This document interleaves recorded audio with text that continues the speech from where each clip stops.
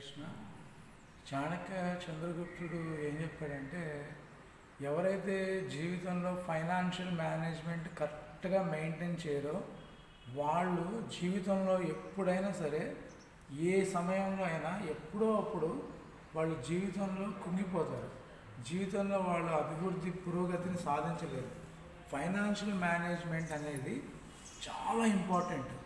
భౌతిక ప్రపంచం, ఆధ్యాత్మిక ప్రపంచం వేరు కాదు. ఆధ్యాత్మిక ప్రపంచంలోనే భౌతిక ప్రపంచం ఉంది.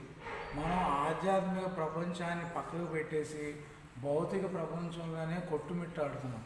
నిజానికి భౌతిక ప్రపంచంలో ఉన్న విషయాలన్నీ ఆధ్యాత్మికతని జోడించడమే అతి గొప్ప సాధన.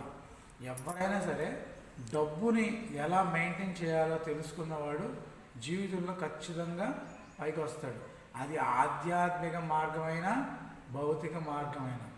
హరే కృష్ణ.